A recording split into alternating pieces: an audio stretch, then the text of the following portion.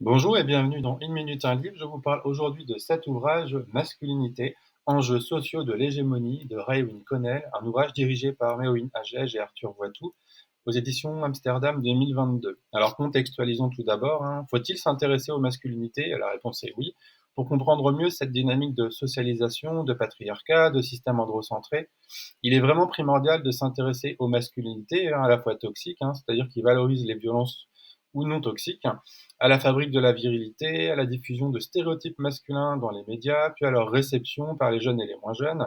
Alors afin de ne pas être sanctionnés par le groupe, on le sait, les garçons doivent répondre à un certain nombre d'injonctions, conscientes ou inconscientes. Il faut adhérer aux normes, être viril, fort, multiplier les relations affectives sexuelles, s'imposer, prendre de la place pour être authentique. Et on le sait, les effets d'attente différentiels sont forts et pesants. Alors dans cet ouvrage, Raewyn Connell propose une typologie et donc différents types de masculinité non figées. Alors tout d'abord les masculinités dites hégémoniques qui visent à assurer la perpétuation du patriarcat et la domination des hommes sur les femmes.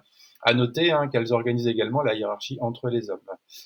On trouve également les masculinités dites subordonnées, c'est-à-dire à l'instar des homosexuels, culturellement exclus de la masculinité hégémonique en tant que figure repoussoire de l'hétérosexualité.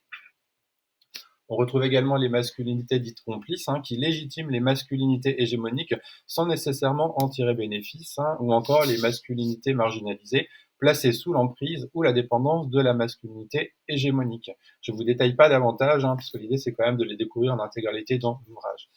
En revanche, ce que je peux vous dire, c'est qu'on observe donc par rapport à tout cela, notamment dans le sport, des rapports sociaux définis, une compétition et une hiérarchie entre les hommes, ou encore l'exclusion ou la domination des femmes.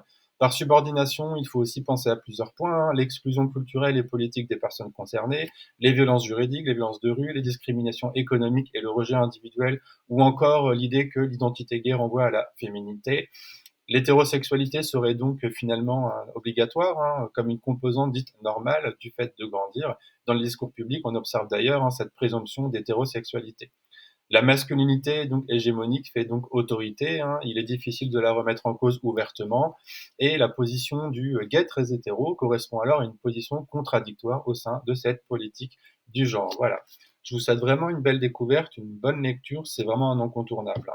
En tout cas, je vous invite à le parcourir en intégralité. Très bonne lecture et à bientôt.